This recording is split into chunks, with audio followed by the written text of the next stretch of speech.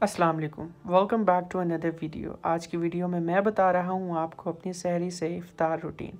बहुत से सवाल आते हैं कि मैं सहरी में रोटी कैसे बनाता हूँ। तो यहाँ पर मैं बना रहा था अपने लिए सहरी और मैं गूंद रहा हूँ आटा। अब मेरे आटा गूंदने की टेक्निक सबसे डिफरेंट है। प्लेट में आटा और नमक डालने के बाद गर्म पानी में चम्मच से इसकी खूब डुबकियाँ लगवाता हूँ, क्योंकि हाथ से करने से आटे को हाथ से मोहब्बत हो जाएगी। बहुत से सवाल ऐसे आएंगे कि चम्मच से आटा, तो जी हाँ, मैं चम्मच से ही गूंदता हूँ, जबकि बहुत अच्छा गूंदा जाता है और रोटी भी बहुत अच्छी बनती है। यूके आने से पहले मैंने कभी रोटी ट्राई नहीं की थी, लेकिन जब मैं यहाँ आया तो ये महसूस हुआ कि रोटी खाना बहुत ज़रूरी है और इस ज़रूरत को पूरा करने के लिए इसे खुद ही बनाना पड़ता है, जो कि इंतहाई एक मुश्किल काम है। आटा गूंदने के बाद इसको गोल गोल बॉल्स में इसको शिफ्ट करना है, जिसको हम पेड़े भी कहते हैं। गोल गोल पेड़े बनाने के बाद इसको आपने रखना है खुश्क आटे में, ताकि इस गीले आटे को आपकी उंगलियों से ज़्यादा मोहब्बत ना हो। इसके बाद कोई भी गोल चीज़ पकड़ने के बाद इन पेड़ों को रोटी की शक्ल में तब्दील कर लेना है, जो कि एक बहुत मुश्किल काम बिल्कुल भी नहीं है। तो चूँकि मैं बना रहा था आलू वाले पराठे, मेरा मतलब पोटैटो एंड चीज़ पराठे, तो मुझे 3 से 4 गोल गोल रोटियां बनानी पड़ी, क्योंकि 2 रोटियों के दरमियान में मुझे डालनी थी स्टफिंग। जैसे ही मैं अगले स्टेप की तरफ बढ़ा तो मैंने इसमें ढेर सारे पोटैटोज़ का मिक्सचर लगाना स्टार्ट कर दिया, जो कि बहुत ही ज़्यादा टेस्टी था। स्टफिंग ऐड करने के बाद मैंने इसमें रखा एक चीज़ स्लाइस और दूसरी रोटी को उठा के सीधा इसको कवर कर दिया। साइड्स को अच्छे से प्रेस किया और ये मेरी एक रोटी तैयार हो गई। मेरा मतलब कच्ची रोटी तैयार हो गई। अभी इसको हमने गर्मी भी लगवानी है, मेरा मतलब इसको पकाना है गरम गरम पैन में। अब क्योंकि ये मुझे ज़्यादा मोटी लग रही थी तो मैंने इसको दोबारा से बेलना स्टार्ट कर दिया, जो कि मैं एक बहुत ही ज़्यादा नाकाम कोशिश कर रहा था और अपनी ही बनाई हुई रोटी को तबाह कर रहा था। लेकिन लास्ट में मैं कामयाब हुआ और मैंने इसको सही से गोल बना लिया। इसके बाद डायरेक्ट मैंने स्टोव ऑन किया और अपनी इस रोटी को उठा के सीधा पैन के अंदर अच्छे से कुक करने के बाद तो इसकी शक्ल कुछ ऐसी रही। आई होप सो बहुत सारे लोगों के मुंह में पानी आ रहा होगा, क्योंकि मैं कामयाब हो गया एक बेहतरीन किस्म का पोटैटो चीज़ पराठा बनाने में। और इसके बाद फिर मैंने एक अदद और पराठा बनाया, क्योंकि एक से तो कुछ बनने वाला नहीं था। तो यहाँ मैं कुछ स्लो मोशन में अच्छे से सीन बनाते हुए पराठा रेडी होने के बाद मैंने रुख किया सीधा फ्रिज का, क्योंकि एक मेरी बहुत सी टेस्टी चीज़ फ्रिज में मौजूद थी और ये थी योगर्ट। जब से रमज़ान आया है और मैंने सहरी करना स्टार्ट की है रमज़ान में, तो इस योगर्ट ने मेरा बहुत ज़्यादा साथ दिया है। क्योंकि यूके आने के बाद सबसे टेस्टी चीज़ जो मुझे लगी वो ये थी, ये वाली योगर्ट, और इसने मेरी सहरी को 4 चांद लगाए हुए हैं। अब आए वो खूबसूरत लम्हात जब मैंने ये दोनों चीज़ें खानी थी और मैंने लिए आज अपने लिए ये वाली जगह चूज़ की। दोनों चीज़ों को मैंने उठाया और सीधा अपनी फेवरेट जगह पर रखा और उसके बाद मैंने इसको खाना स्टार्ट कर दिया और ये इंतहाई टेस्टी बनी थी। मुझे पता है इस वक्त आपके मुंह में भी पानी ज़रूर आ रहा होगा।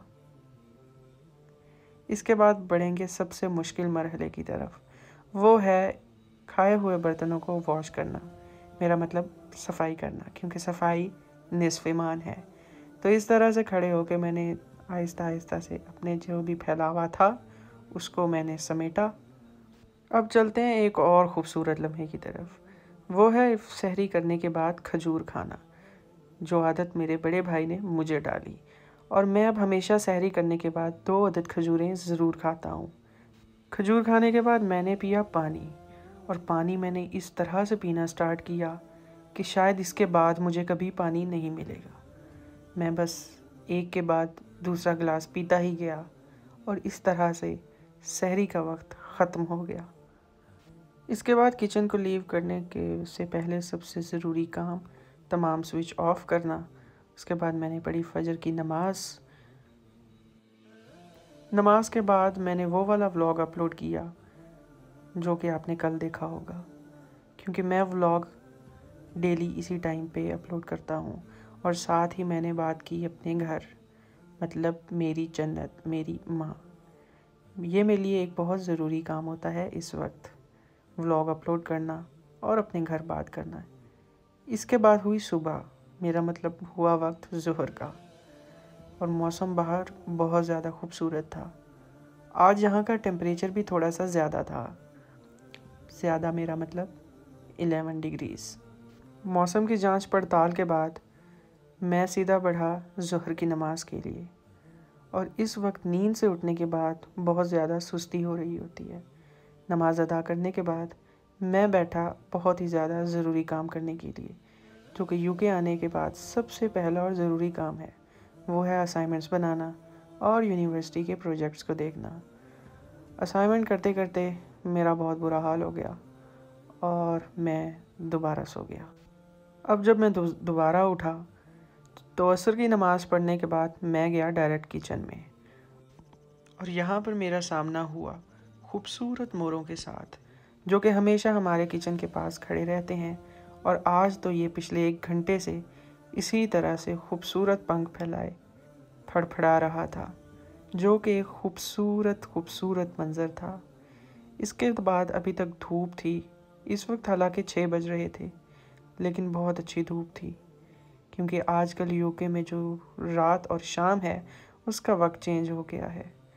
इसके बाद ये बार बार इस मिरर में ठक ठक कर रहे थे, मेरा मतलब चोंच मार रहे थे। तो इसके बाद मैंने इनको ब्रेड डालना स्टार्ट कर दी और इन्होंने बहुत ज़्यादा खुशी खुशी खाई। इसके बाद मैंने सोचा क्यों ना मैं अपने लिए भी कुछ कर लूँ, क्योंकि मेरा इफ्तार का टाइम बहुत करीब आने वाला है। आज मैं बहुत सी सुस्ती में, मुझे समझ नहीं आ रही थी कि मुझे क्या बनाना है।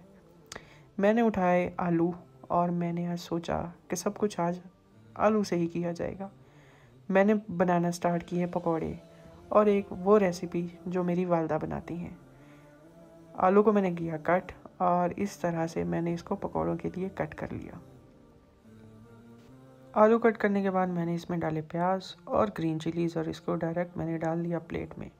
थोड़े से मसाले डालने के बाद मैंने इसको किया अच्छे से मिक्स, और दूसरी तरफ मैंने रख दिया पैन को सीधा स्टोव पे, क्योंकि मैं बनाने वाला था आलू का सालन कह लें, आलू के स्नैक्स कह लें, कुछ भी आप कह सकते हैं। इसमें मैंने डाला ऑयल और इसके अंदर मैंने डाल दिए गोल गोल कटे हुए आलू।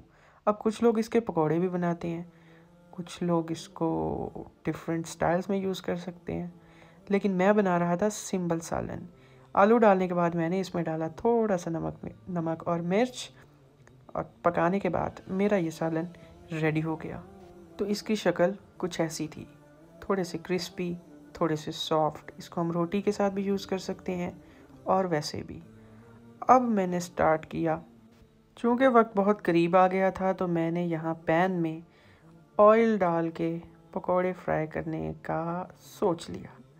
जी हाँ, सोच लिया। अभी ऑयल गर्म होगा ना।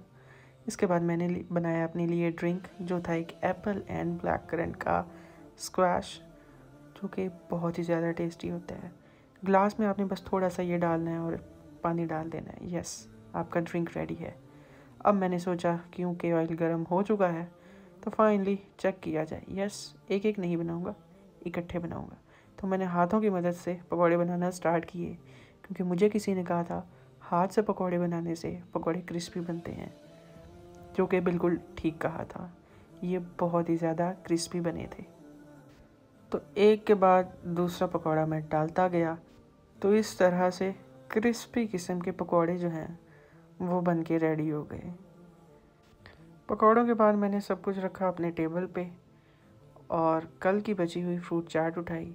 जी हाँ, फ्रूट चाट एक दिन बनाता हूँ और 2 दिन खाता हूँ, क्योंकि मुझे फ्रूट चाट कट करना बहुत मुश्किल लगता है।